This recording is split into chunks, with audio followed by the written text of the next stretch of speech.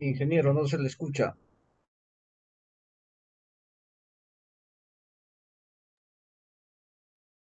¿Me escuchan? Ahora sí, Ah, ya, gracias. Bien,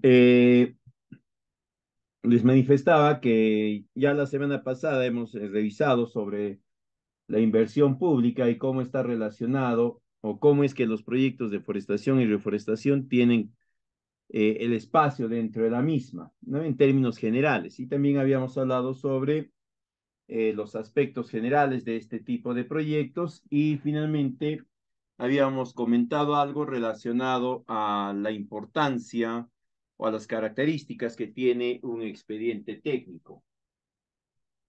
Eh, Igualmente, cuando desarrollábamos la absolución de algunas preguntas, de algunas consultas por parte de ustedes, manifestaron la importancia de de comprender a estos proyectos de forestación y reforestación dentro de una estrategia más completa, ¿no? Los proyectos de forestación y reforestación no pueden alcanzar un impacto esperado debido a que conjuntamente a ellos se deben de generar otros elementos, otros componentes que muchas veces son soslayados, ¿no? El proyecto se centra netamente en la infraestructura para la forestación y reforestación e incluso se deja de lado lo que es la capacitación y el entrenamiento. Eh, Considerando ello, es que en esta segunda eh, sesión vamos a hablar ya específicamente sobre los mecanismos de inversión pública relacionados a los proyectos de forestación y de reforestación, ¿no? Es decir, qué tipo de instrumentos y qué criterios tienen estos para que se puedan desarrollar este tipo de proyectos. También en esta sesión vamos a hablar sobre los costos y presupuestos de los expedientes técnicos y sobre los viveros forestales. Bien, respecto a los costos y presupuestos de expedientes técnicos, nosotros sabemos que hay un marco normativo que nos indica cuáles son los aspectos, los criterios que debe de cumplirse para poder generar el presupuesto de un expediente técnico. Parte de estos lineamientos comprende la necesidad de entender que el presupuesto del proyecto, o mejor dicho, que el presupuesto de las partidas tiene las mismas características que el presupuesto del proyecto, es decir, se entiende por naturaleza que son inamovibles. El presupuesto que hemos determinado nosotros para cualquiera de las partidas que se va a generar con el proyecto tendría que ser suficiente para ejecutar esa partida en su totalidad, ¿no? Sin la necesidad de ampliar el plazo de ejecución o ampliar el presupuesto. Y también ya en el proceso de liquidación, la rendición de cuentas, la rendición de los gastos, tiene que estar orientada a la disgregación de los gastos generados a nivel de cada una de las partidas, incluso, ¿no? Para poder comparar si la partida efectivamente se ha ejecutado con el presupuesto que se había planificado o si ha sido necesario algún presupuesto adicional y de ser así, cuál ha sido o cuáles son las razones para ello. En cuanto a lo que podemos entender como la utilidad del presupuesto, mejor dicho, ¿para qué nos va a servir el presupuesto en el esquema de los proyectos, en este caso de inversión pública? Sabemos, pues, por definición genérica, que el presupuesto viene a ser el listado de gastos que se tiene que afrontar para poder obtener un producto. Eh, pero esa podríamos entenderla más como la definición, como el objetivo del presupuesto. El objetivo del presupuesto va a tener eh, dos momentos de concepción. El primer momento va a ser cuando elaboramos el presupuesto en la etapa de estudio de inversión, es decir, para el expediente técnico. Y ahí el presupuesto va a convertirse en el listado de gastos que se tiene que considerar para poder generar la implementación de todo el proyecto. Y va a tener otra concepción este mismo presupuesto en la fase de ejecución, porque ahí ya no va a ser el conjunto de gastos que se tiene que afrontar, porque ahí ya se ha asignado el presupuesto, ¿no? Y ahí ya, perdón, ya ahí se han asignado los montos específicos según el presupuesto. Pero el presupuesto ya en la ejecución va a servir para controlar el desarrollo de los gastos, de modo tal que cuando se observe que los gastos se están alejando del presupuesto, ¿no? Se tomen las medidas necesarias para tratar de mantenerlo lo más cercano posible a él.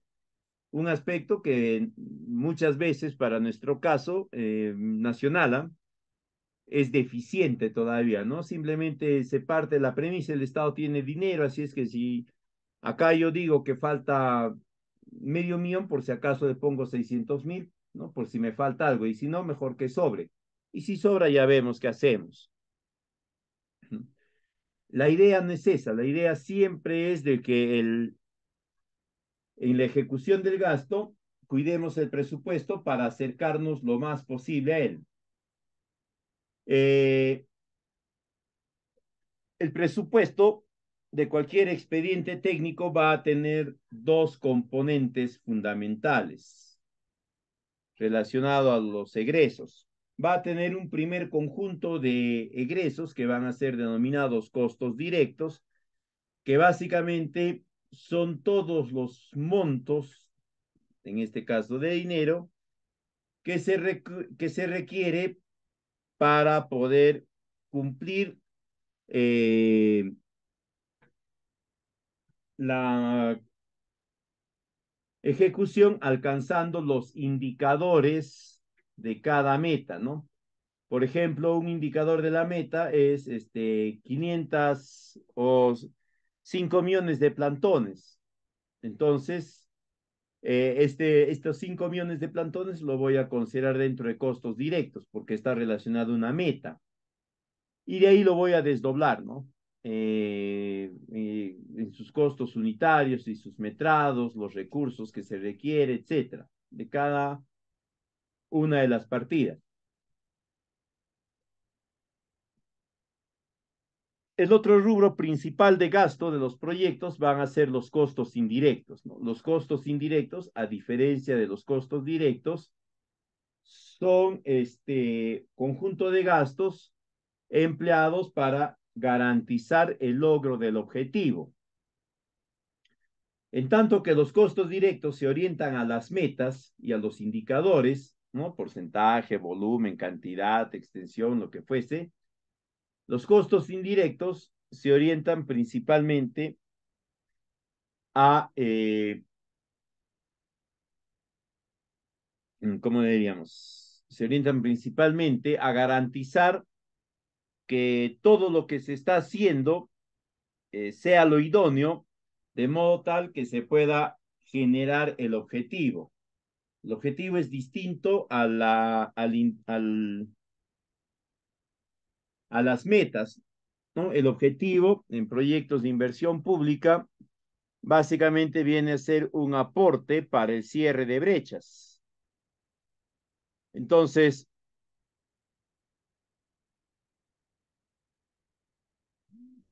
Eh, Ahora, estos dos tipos de gastos no se pueden mezclar, ¿no? Es decir, nosotros no podemos generar una fase de ejecución en la cual eh, parte de los costos directos lo traslademos hacia costos indirectos o viceversa. Se entiende que cada uno, haciendo un comparativo exagerado, ¿no? Pertenecen a diferentes dimensiones. No se puede trasladar. Otra forma de reconocer los costos indirectos es que ellos no generan incremento de metas, ¿no? En cambio, los costos directos sí pueden generar incremento o reducción de metas. Si tengo menos, qué sé yo, menos ladrillos para el vivero, ¿no? O menos cemento, simplemente mi vivero ya no podrá tener las dimensiones que se había considerado inicialmente, sino algo menores, porque el presupuesto específico no me va a permitir ese, ese gasto, ese tipo de egreso. Generalmente en los costos indirectos están los gastos generales, que pueden ser tanto variables como fijos. Y esto va a estar presente en todos los tipos de administración de proyectos o de ejecución de proyectos, ¿no? Si es por administración indirecta, si es por administración directa, igualito se van a presentar. La diferencia va a ser que si es una administración indirecta o por contrata, en el rubro de costos indirectos, además de los gastos generales, se va a tener que incorporar un nuevo ítem que va a ser utilidad y un segundo nuevo ítem que va a ser el de impuestos, ¿no? Y de esa forma se va a tener ya los costos o el presupuesto del,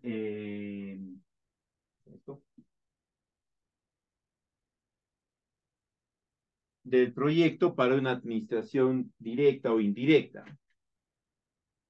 Eh, Ahora, es común que al momento de elaborar el expediente técnico, en la parte de gastos generales se incorpore a la residencia o al que va a estar encargado del proyecto, ¿no? Y que además su salario, su pago, sea mensualizado, prorrateado a lo largo de los meses y mensualizado. Eh, el, la partida relacionada a la supervisión, ¿ya? Pertenece a los costos indirectos, pero no necesariamente puede estar incorporada dentro de los gastos generales, ¿no? Es decir, va a haber supervisión, va a estar como partida dentro de costos indirectos, pero no va a estar comprendida dentro de los gastos generales. Va a estar aparte, pero va a seguir perteneciendo a los costos indirectos. Eh, Eso de metrados vamos a verlo más adelante. A ver, básicamente el metrado viene a ser el dimensionamiento de unidades de la partida. No se llama cantidades porque la cantidad es un concepto, ¿no? Reservado para los recursos del proyecto, es decir, para mano de obra, para materiales, para equipos, herramientas, vehículos, etcétera, ¿no? En expedientes técnicos, a esa cantidad se le denomina metrado.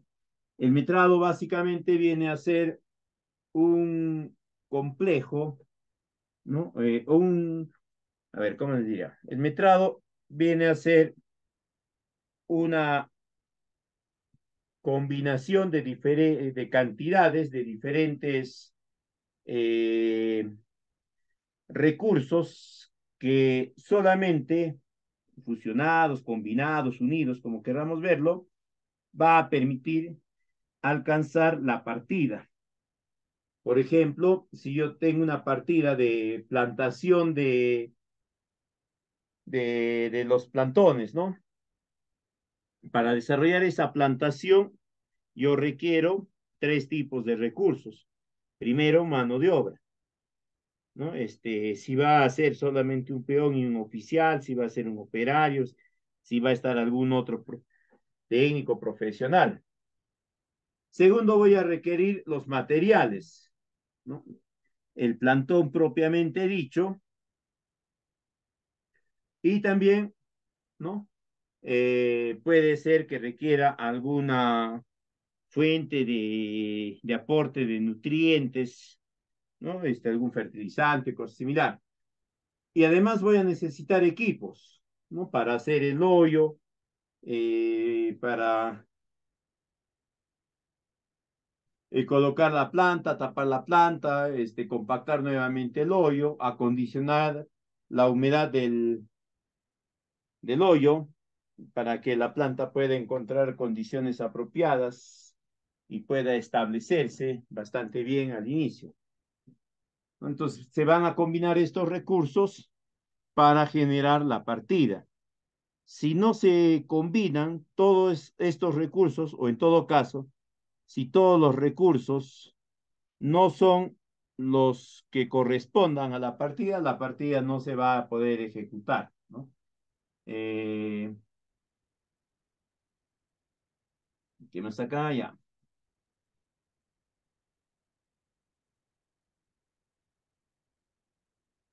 Las partidas, perdón, el presupuesto tiene una estructura claramente establecida que se divide básicamente en tres partes principales, ¿no? La cabecera, que viene a representarnos información resumida, puntual de los aspectos más relevantes del expediente, es decir, el proyecto o la intervención, el nombre del proyecto de intervención, si es que existe algún programa, etcétera, se indica el mismo.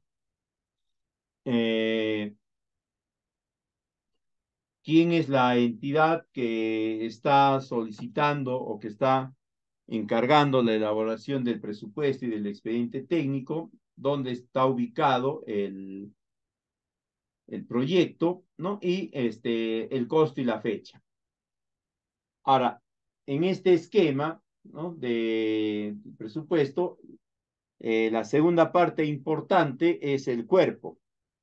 El cuerpo es la parte en la cual se van a consignar los distintos recursos que se está considerando, o perdón, las distintas partidas que se están considerando para la ejecución del proyecto. Eh, Pueden ser partidas netamente primarias, secundarias, o también pueden ser partidas de mayor orden. Siempre hay que tener presente que a mayor orden o mayor jerarquía de las partidas, el proyecto o el costo del proyecto es más específico. En el cuerpo se consideran las partidas principales, todas las partidas principales, es decir, las partidas que están eh, con un código de un solo dígito o máximo de 2 dígitos separados por un punto. Más allá de eso ya no es necesario.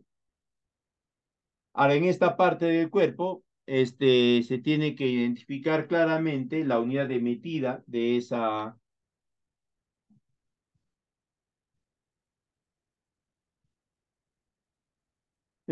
partida, eh, el metrado, ya hemos comentado algo sobre este concepto de metrado, el precio unitario de cada recurso, ojo, es el precio unitario de cada recurso. Y luego el parcial que corresponda.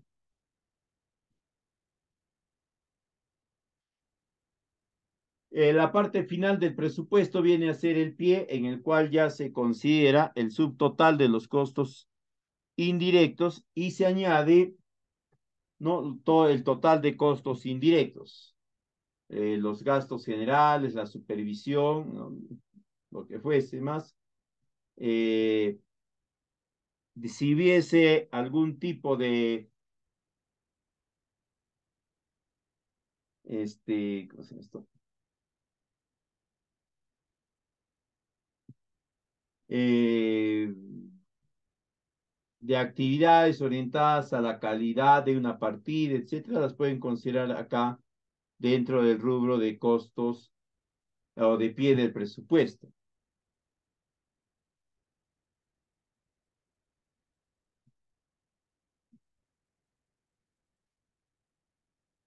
Las partidas en el presupuesto vienen a ser las diferentes actividades y subactividades que van a permitir que el proyecto se pueda materializar en el periodo de tiempo previsto. Una partida siempre va a estar compuesta por la combinación, la intersección de tres recursos, ¿no? Mano de obra, materiales o materiales o insumos, y finalmente lo que es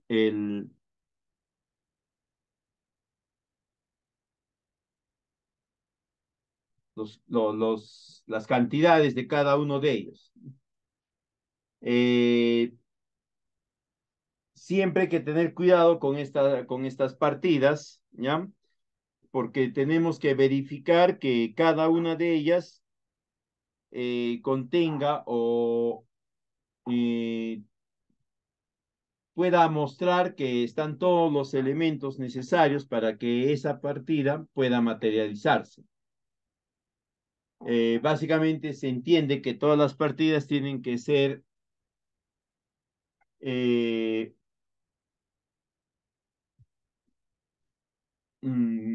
digamos, posibles a ser cuantificadas y sobre todo contrastadas. Ahora bien,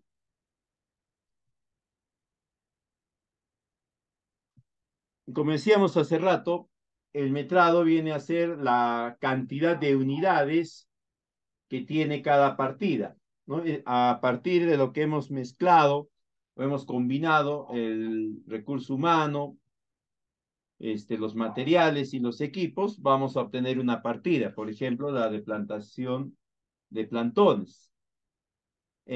Ahora, cuando combinamos nosotros o cuando se estima la cantidad de inversión por cada uno de estos metrados, ¿no? Se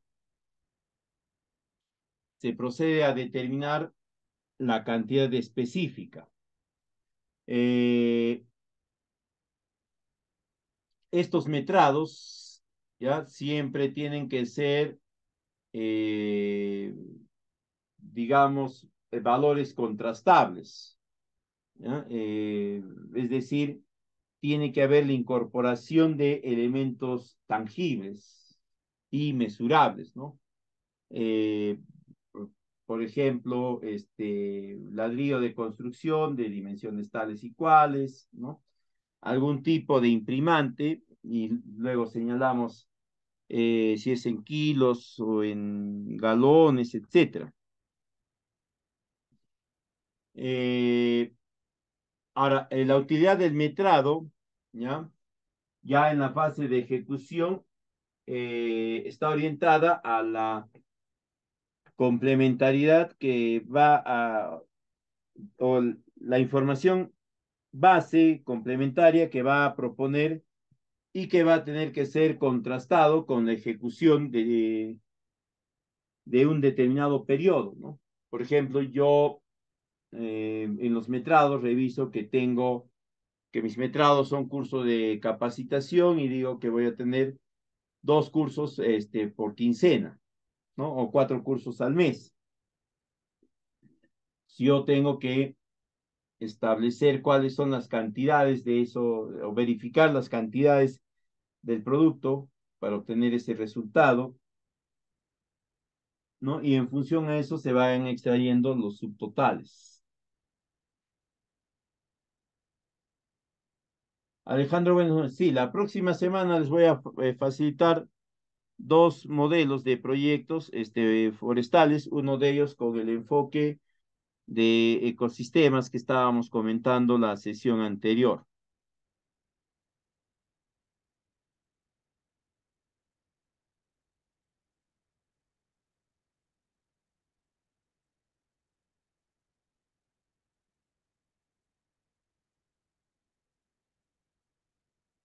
un aspecto fundamental de todo expediente técnico va a venir a ser los costos unitarios.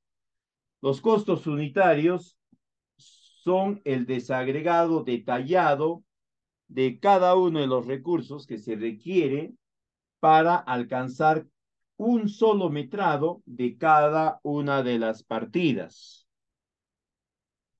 ¿Ya? Entonces, acá, como habíamos dicho, que existen dos mecanismos o dos formas de implementación, de ejecución de un perfil, de un proyecto, ¿no? Que es por administración directa o indirecta. Esto también genera que la estructura del presupuesto sea relativamente distinta.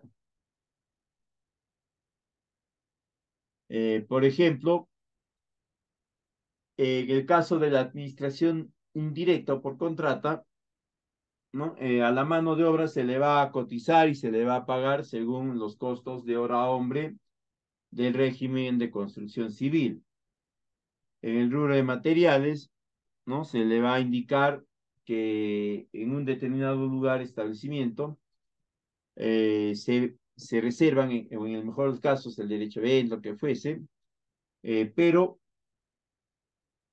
como es una administración directa, es decir, un particular lo va a ejecutar, acá consideran los precios con todo IGB, ¿no? Lo mismo en equipos, consideran el costo de posesión más el costo de operación, igualmente sin IGB. En cambio, en una administración directa es algo más distinto, ¿no? Se coloca en mano de obra la hora hombre que maneja la entidad.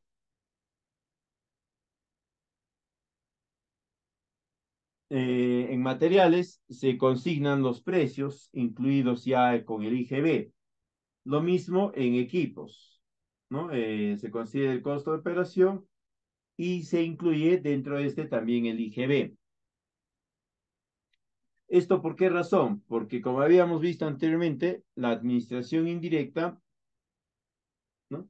Es por contrata, es decir, se va a tomar los servicios de un tercero denominado contratista para que ejecute los componentes del proyecto.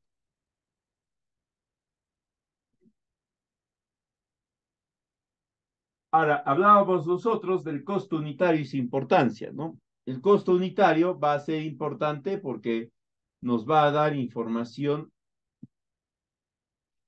del, eh, de cuáles son los insumos, materiales, mano de obra, equipos, que se está considerando para alcanzar esa partida. Y si los mismos son los apropiados para el desarrollo de la actividad y también para eh,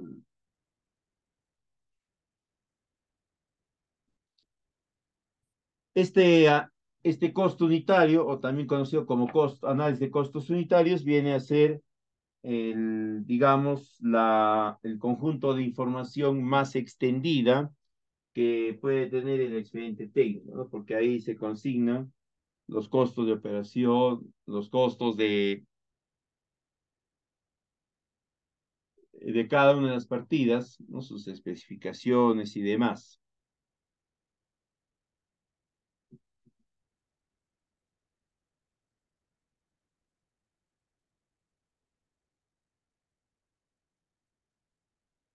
Igualmente, este análisis de costos unitarios va a ser el esquema que nos va a facilitar a nosotros la verificación o de todos los insumos necesarios o de las cantidades apropiadas de la misma.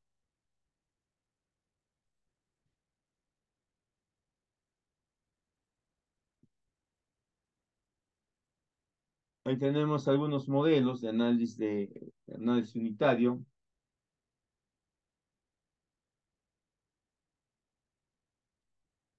Eh, Otra forma de presentación del expediente o del presupuesto va a ser el presupuesto general. El presupuesto general básicamente es la presentación del presupuesto, pero considerando únicamente las partidas principales, que pueden ser de primero o de segundo grado. Y también en el presupuesto general se incluyen los costos unitarios, no detallados, pero sí bajo ciertos parámetros. Eh,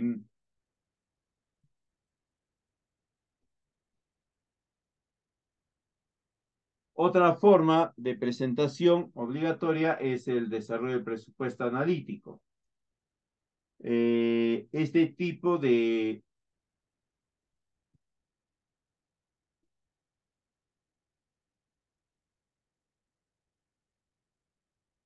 presupuestos va a permitirnos a nosotros identificar la presencia en el presupuesto general, ¿no? De todos los insumos que hemos ido observando, que hemos ido viendo.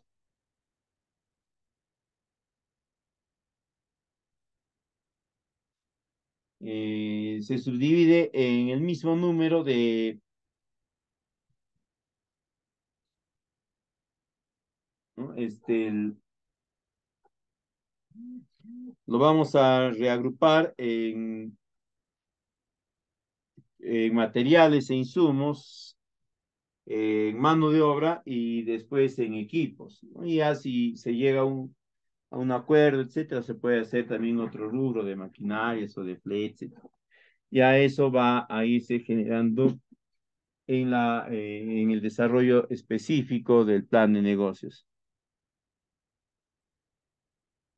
Eh, ¿Qué más acá? En esta presentación, al igual que el de costos unitarios, siempre se colocan las unidades, las cantidades y el precio cotizado o el precio unitario. Y este esquema de presupuesto analítico únicamente comprende a los costos directos, todo lo que sean los costos directos, ¿no?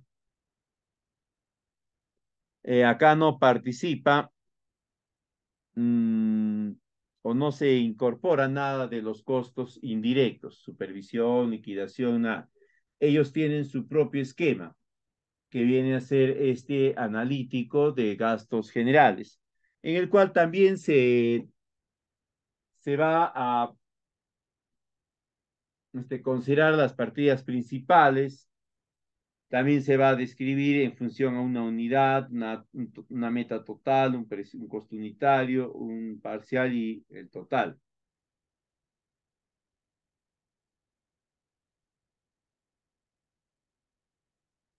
Eh, Acá tienen que considerar ustedes todos los gastos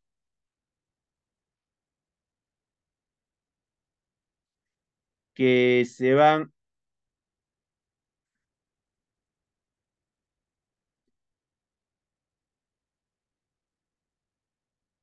a ejecutar dentro de la supervisión, dentro de la residencia, en algunos casos dentro de la liquidación también. Antes que me olvide, hay una disposición de este año, si mal no me acuerdo, en el cual se indica que en el grupo de costos indirectos se tiene que considerar el 5% del costo directo si el proyecto supera los 5 millones y esto tiene que estar orientado a control concurrente. ¿Ya? En otras palabras, acá en este cuadro, en la parte final donde están los costos indirectos, tranquilamente una autoridad puede acercarse e indicarles, ¿no? Que se tenía que haber incorporado este monto para control concurrente. Eso se hace únicamente si la área afectada está sobre o el presupuesto está sobre los 5 millones.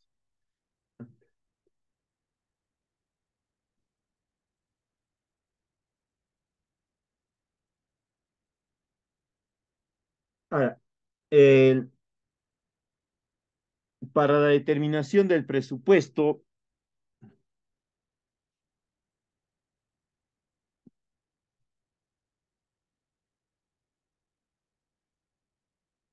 eh,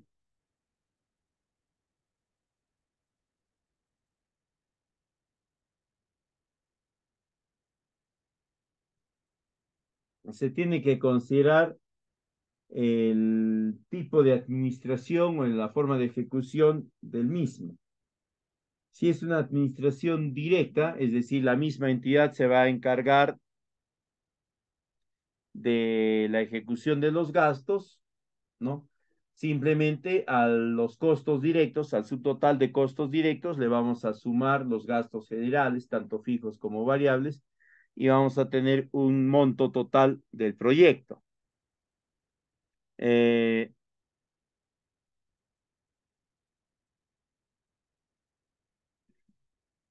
si es una administración indirecta, es decir, se va a contratar a un responsable para la implementación de todo el proyecto, ¿no?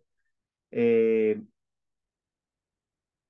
el presupuesto total se calcula sumando primero los costos directos más los gastos generales, tanto fijos como variables, y la utilidad, ¿no? La utilidad es un porcentaje de los costos directos que la entidad va a comunicarles. Con estos montos se obtiene un subtotal que vendría a ser el subtotal uno. A este subtotal es el al que se le va a estimar el IGB, ¿no?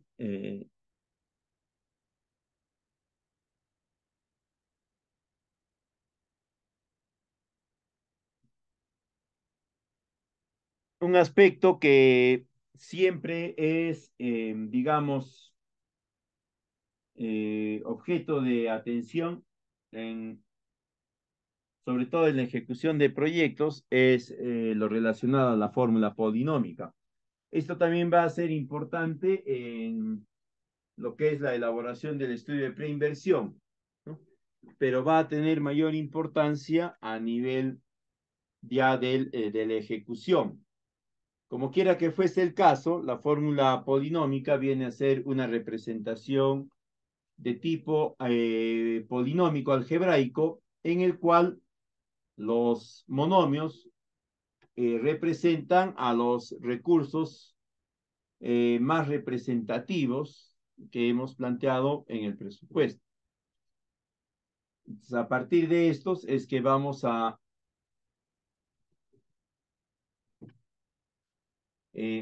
partir de esto es que se va a verificar luego ya en la ejecución el incremento de precios de alguno de los que se han indicado. Eh, no hay necesariamente una conexión directa entre la polinómica y el monto de inversión. Eh, por ejemplo, en este lado, ¿no?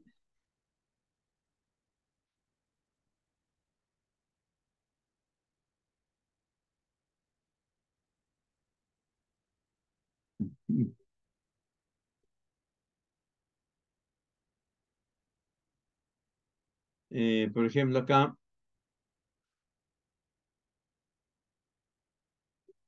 en este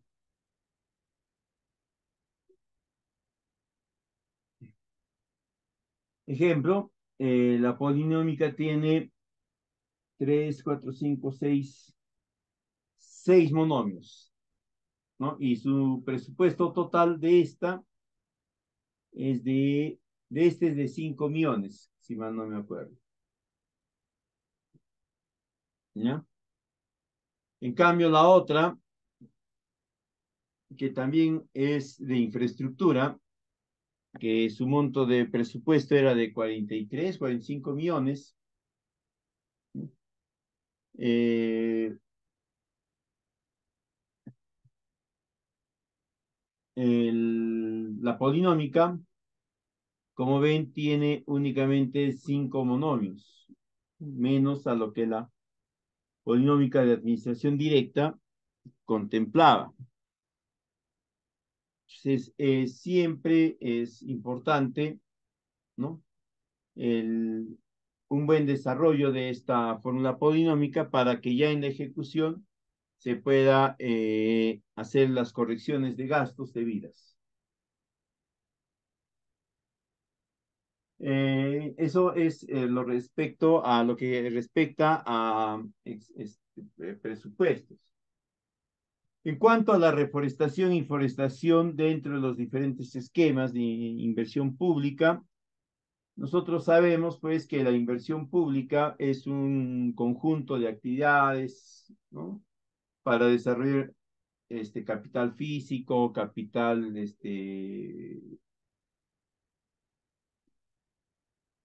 ambiental, natural, etcétera, ¿no? Entonces, la inversión pública siempre se va a vincular a la generación, ¿no? De servicios para satisfacer la demanda de la población, ¿no? La población demanda cierto servicio y para ello el Estado genera todo el proceso de intervención.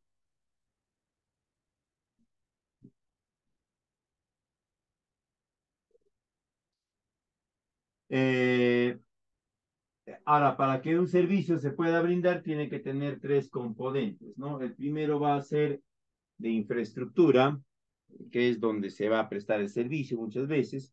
El segundo va a ser de equipamiento. Y el tercero va a ser de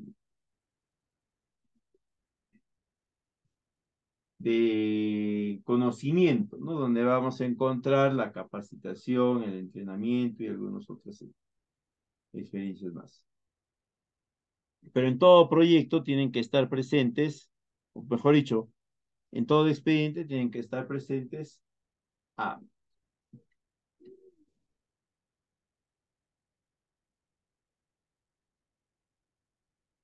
ahora, en cuanto a las características de la inversión pública, esta se va a poder generar únicamente o se va a poder ejecutar únicamente si hay, perdón, si una entidad pública va a convocar o va a emitir algún tipo de prosumición. El otro criterio es que para que se materialice la inversión pública, sí o sí tiene que tener un expediente técnico, ¿ya? El cual esté aprobado y además, ¿no? Debe de contar con una partida presupuestal también aprobada.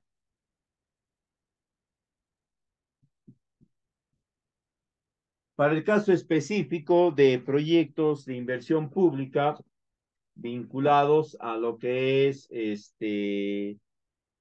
o que abarcan y comprenden como una de sus varias estrategias la forestación, la reforestación, InvierteP con la entidad rectora ambiental, es decir, con el MINAM, han generado una ficha específica, pero no está orientada a lo que es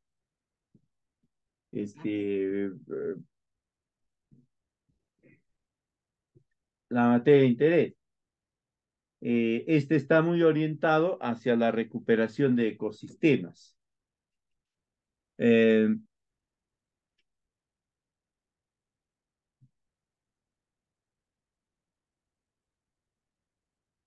en cuanto al tipo de bien o de servicio que propone esta brecha, es el de servicios ecosistémicos.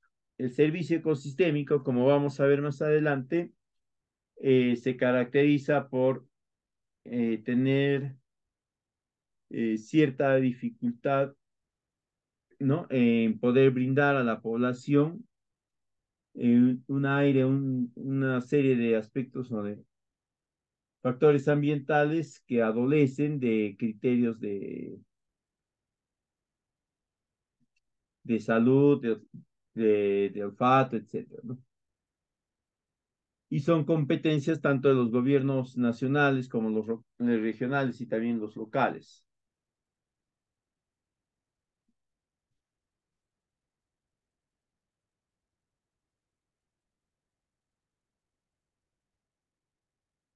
Ahora, en cuanto a las brechas de ecosistemas, ¿no? Sabemos pues que un ecosistema es un complejo dinámico que se ha generado de forma específica y particular en cada unidad territorial.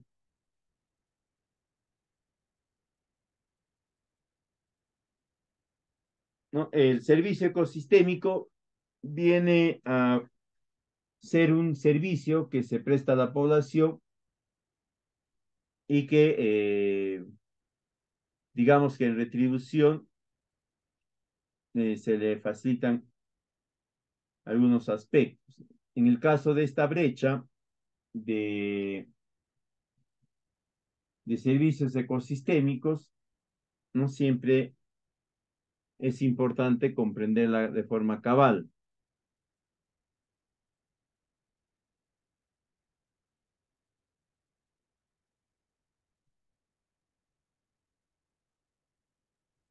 En cuanto a los sistemas de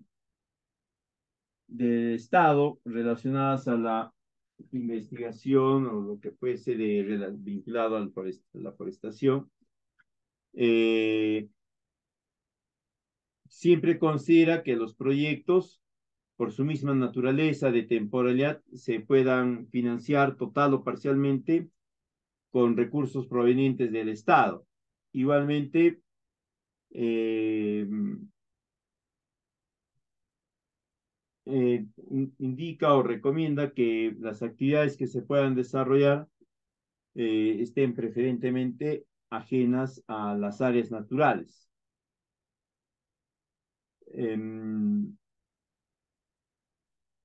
Siempre hay que tener en cuenta que estos proyectos tienen que orientarse de acuerdo, o el objetivo tiene que estar orientado de acuerdo a la situación problemática.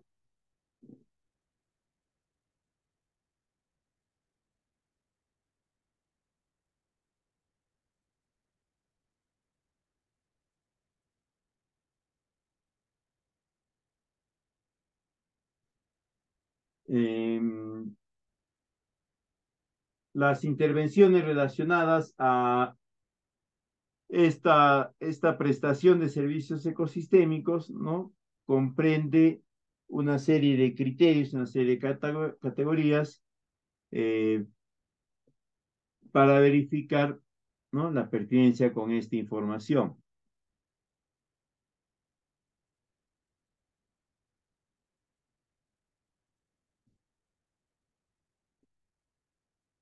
Entonces, cuando nosotros hablamos de una conceptualización algo mayor, algo más integrada, alrededor eh,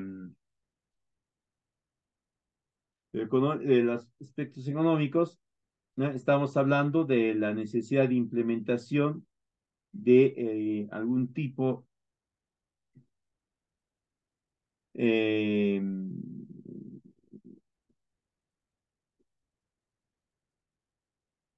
que nos garantice que si se desarrollan actividades de forestación, de reforestación, del total de áreas que se van a reforestar, que se van a forestar, eh,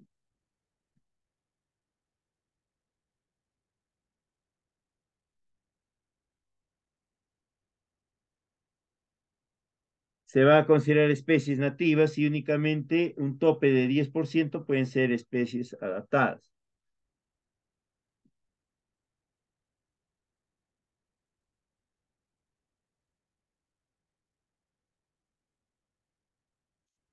Ahora, el criterio de intervención orientado al ecosistema eh,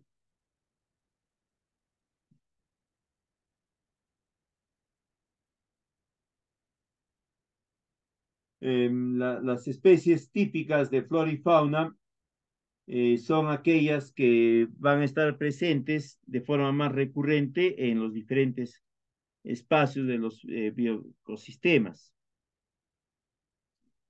Entonces, se tiene que evaluar para ver si esta es una plaga potencial o no. Igualito con crianzas. Mm.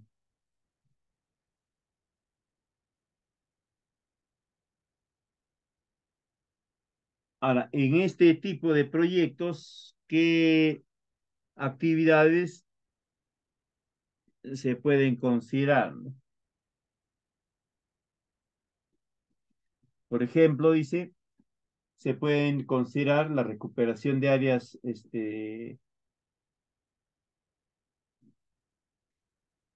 degradadas, ¿ya? Porque ahí vas a tener mucha dificultad, primero en el establecimiento del plantón y luego en el desarrollo eh, de su base genética.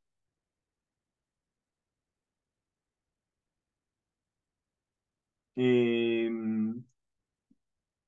el servicio ecosistémico, como ya hemos dicho, es un servicio que se entiende que va a mejorar las condiciones de vida de algunos de los beneficiarios.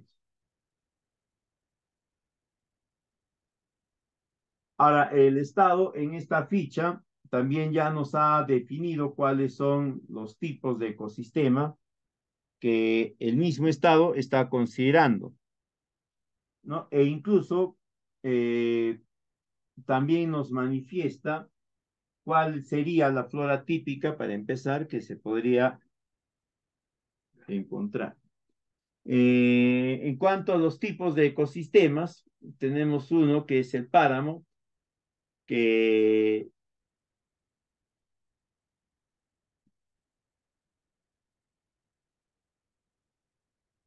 que tiene ciertas dimensiones, ciertos requerimientos de suelos que sean profundos.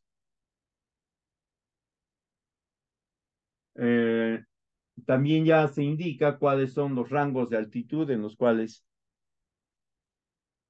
eh, se va a tener un mejor desarrollo de la plantación. Eh, y también ya en estos cuadros nos indican cuáles son las especies bandera que se han encontrado en cada uno de estos subsectores.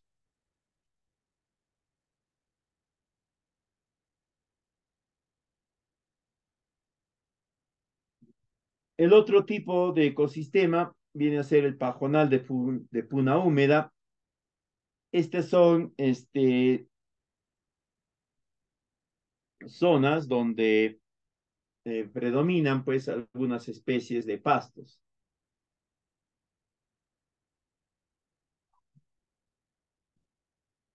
Tienen un rango de altura en el cual se pueden desarrollar, que es de los 3.800 hasta los 4.500 metros de altura. Eh, a ver, ¿qué más acá tenemos? Igualmente están las especies representativas. Eh,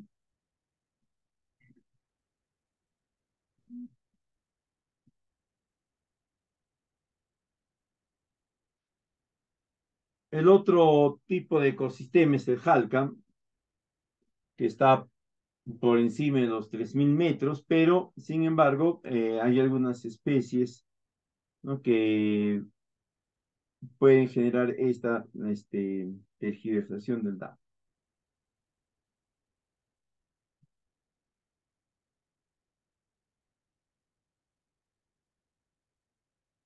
Eh, También vamos a encontrar el matorral de puna seca, que al igual que los anteriores, tiene una definición ya planteada por la entidad. Igualmente tiene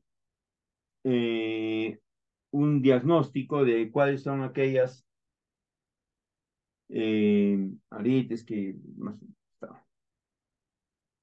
Este tipo también nos indica, ¿no?, que efectivamente hay alguien que eh, hay fuentes de información bastante fidedignas, ¿no? Y también hay fuentes que están en observación en este mismo rubro.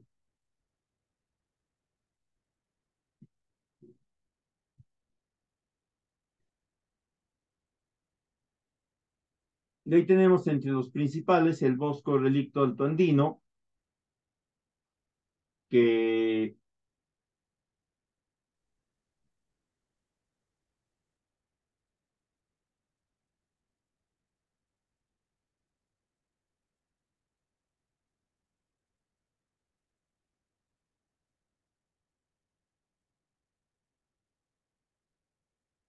También tenemos el bosque relicto montano de la vertiente occidental, ¿no? Eh, siempre vamos a tener que revisar alguna información adicional para descartar totalmente. También están los bosques relicto mesoandino y las cuencas del manantial, del Pampas. eh,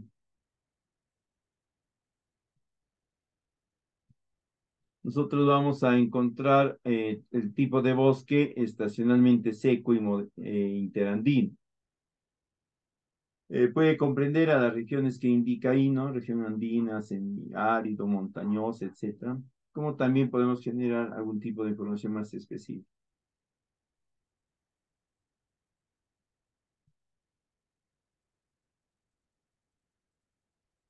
También tenemos el matorral indio, que al igual que los anteriores, a ver, para y tenemos también algunas acciones orientadas a la restauración de ecosistemas. Dentro de las restauraciones de clasificación biológica, eh,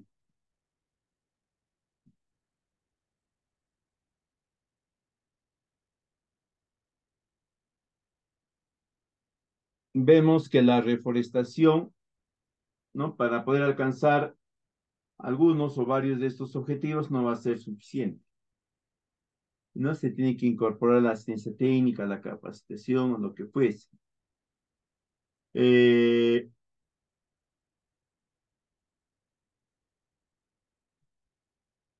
También están las terrazas, los bancales, los drenajes como prácticas mecánicas, algunas obras pequeñas. eh,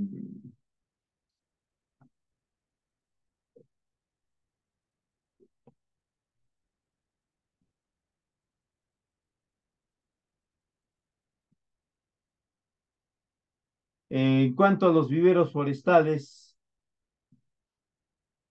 sabemos pues que un vivero forestal en este caso va a venir a ser el área donde es, eh, se pueden se puede permitir el crecimiento de algunas especies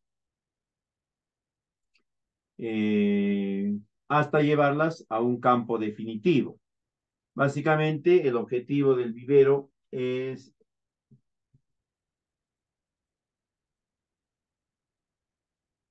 eh, la producción y el abastecimiento continuo de plántulas de calidad.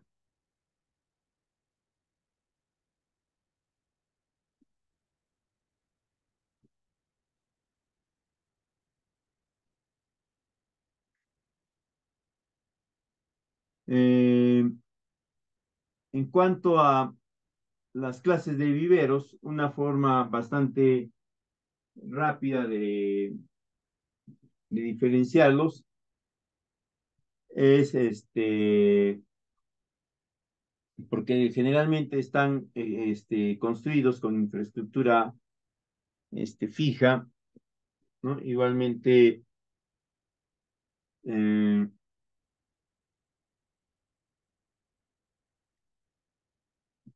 el vivero permanente siempre tiene que tener alguna cama, algún recinto donde desarrolle investigación.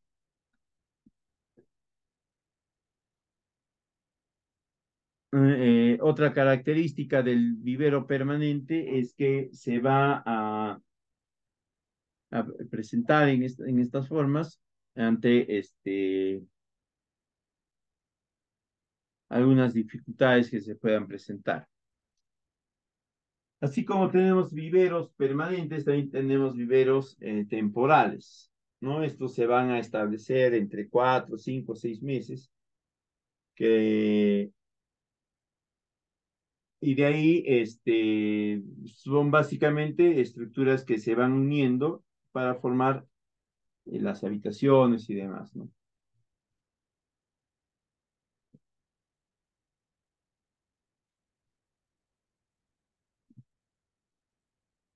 Estos viveros temporales generalmente se instalan en zonas bastante cercanas a la zona donde se va a desarrollar la plantación final, considerando que su estructura, ¿no?, es bastante ligera. Se recomienda no generarle carga de peso.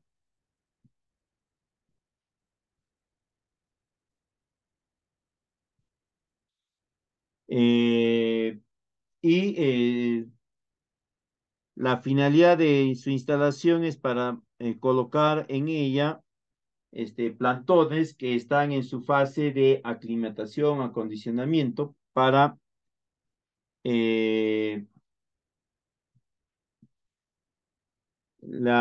que culminen el proceso de lignificación.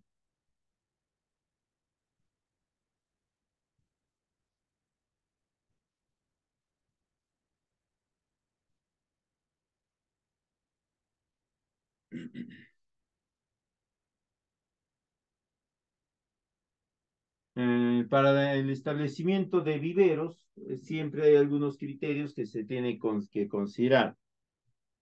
El primero va a ser la localización, tiene que ser una zona que tenga, además de características específicas, eh,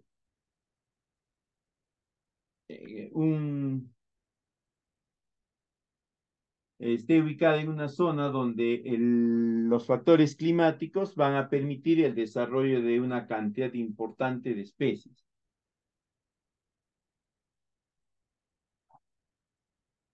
Eh, en cuanto a la forma, ¿no?, y el tamaño, la forma generalmente es cuadrangular, la forma de rectángulo, ¿no? En cuanto a sus dimensiones, estas siempre varían de acuerdo a las dimensiones del área, ¿no?, del terreno donde se va a implementar las diferentes camas, etc. Luego está la topografía, siempre hay que buscar intervenir sobre terrenos con poca o limitada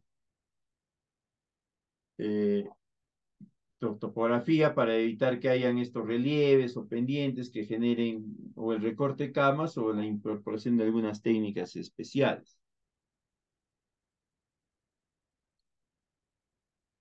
También tiene que ser ubicado el vivero en un punto donde tiene acceso a una fuente de agua de carácter permanente y además de calidad, ¿no? Es decir, que todas las veces que el vivero demande agua para eh, tenemos que verificar que el volumen de agua que está disponible sea el apropiado para eh, alcanzar o cumplir con las expectativas de agua que se va a tener. Esto principalmente a nivel de dentro del vivero, ¿no? También dentro del vivero tenemos el criterio de vías de acceso. Siempre tienen que considerar tener vías que permitan una movilización rápida, ¿no? Eh, También estas vías deben de facilitar el acceso hacia la entidad, así como de la entidad hacia estas personas de cuidado de seguridad, en caso que hayan cometido algún desliz o similar. Eh, Otro aspecto importante va a ser que se cumpla siempre la normatividad. En ese sentido, ustedes van a instalar su vivero, ¿no?, considerando pues que el área donde le están instalando esté saneada, no tenga procesos culturales, no procesos legales no comunicados, etc.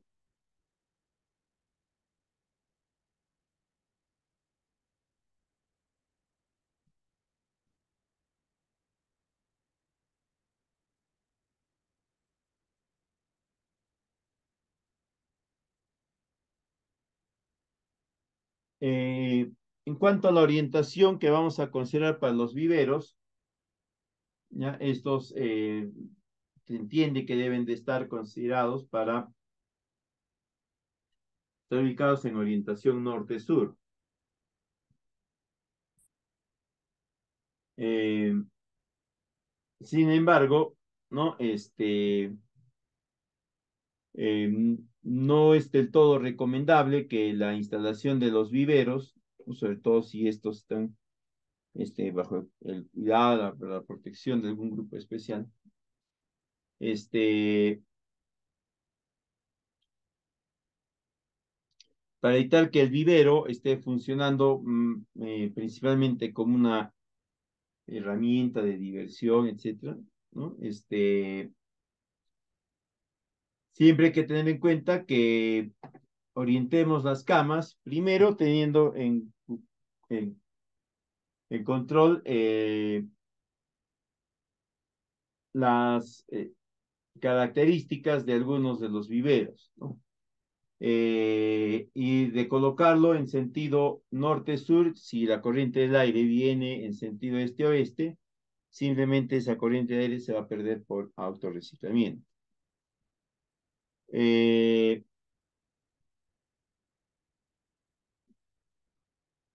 También tenemos eh, que tener en cuenta garantizar a las plantas que están dentro del vivero, ¿no? Que puedan tener la mayor cantidad posible de, de luz por día, ¿no? Esto con la finalidad de facilitar el desarrollo de fotosíntesis por parte de estas.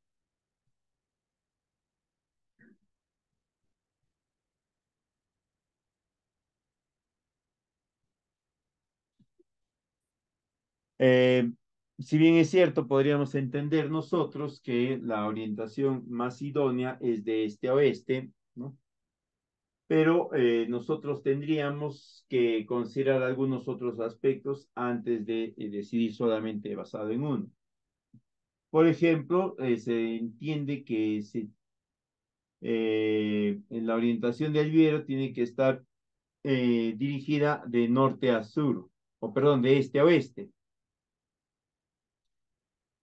Eh, pero esto únicamente para climas cálidos, ¿no? Es decir, climas donde no se requiere demasiada temperatura, eh, pero que se puede soportar alguna variación de ella. Si por el contrario el vivero está en una zona de norte a sur, ¿no? Va a ser bastante difícil poder alterarse. Un aspecto importante también de los viveros es la generación de infraestructura de tecnificación, ¿no? Uno de los componentes de un vivero que se pueda, eh, digamos, o componer o optimizar con un nuevo producto, ¿no? Serían los sistemas de riego automatizado, principalmente en estas camas de eh,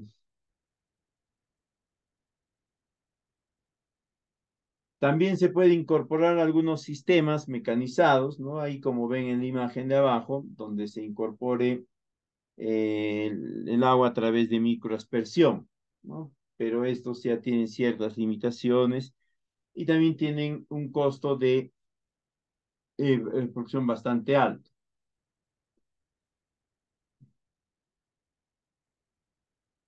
Eh,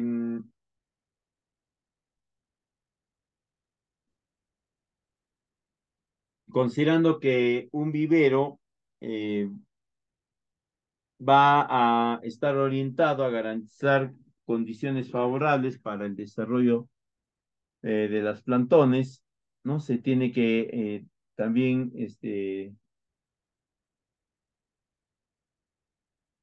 eh, considerar que otros equipos, que otros elementos de tecnificación se pueden incorporar. Sabemos que actualmente, en los últimos 3 años, ha ido evolucionando bastante todo lo relacionado a sensores, ¿no? Inteligencia artificial, etcétera. Entonces, podríamos ver esa pertinencia, ¿no? Igualmente, en este rubro de equipamiento del vivero se puede incorporar la necesidad de pantallas, pero no simplemente colocadas sobre el techo, sino también dentro de un dosel o de una maquinaria especial. Eh,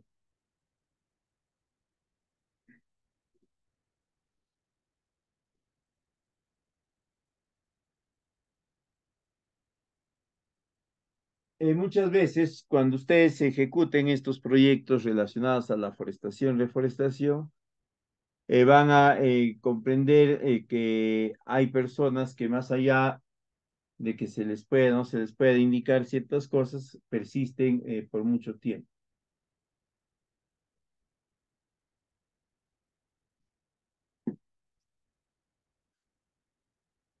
También en los viveros se puede incorporar tecnologías de nebulización. Hay algunas especies forestales que requieren algo de nebulización para poder desarrollarse. Un aspecto importante del vivero va a ser que lo generen con una antecámara, ¿no? De modo tal que en ese primer punto se puedan tomar todavía algunas decisiones importantes.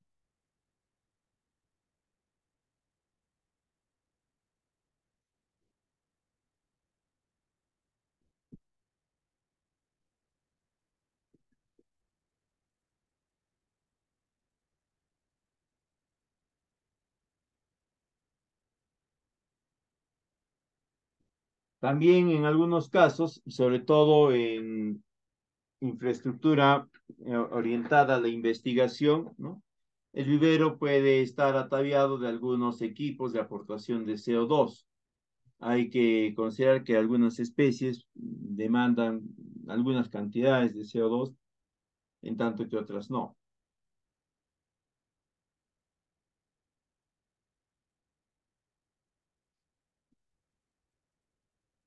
También se pueden hacer uso de las pantallas térmicas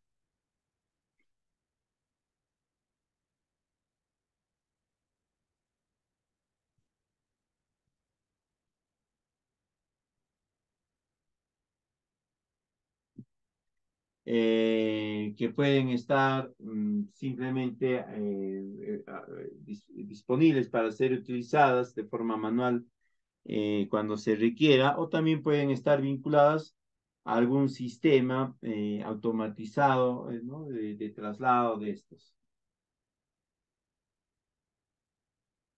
Eh, Hay que tener en cuenta que estas máquinas que aportan CO2 generalmente inciden en un desarrollo más rápido de las plantaciones.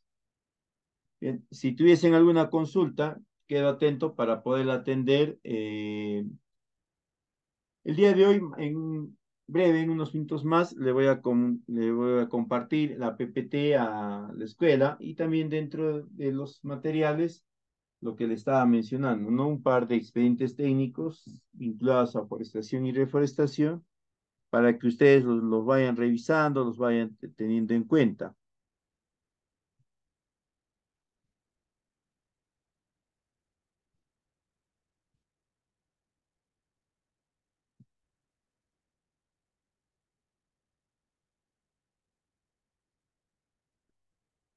Bien, si no hay consultas, entonces seré todo en esta oportunidad. Nos estaríamos reencontrando la semana que viene para la tercera clase, donde ya nos vamos a referir de forma más específica a lo que es el expediente técnico propiamente dicho, ¿no? En qué consiste, qué estudios tienen que presentar ustedes para cumplir con los requisitos mínimos contemplados por el Estado y de qué fuentes de información pueden obtener o van a obtener esos datos para que puedan generar este instrumento. Muy buenas noches con todos. Entonces estaríamos encontrando la siguiente semana. Permiso. Hola, profesor.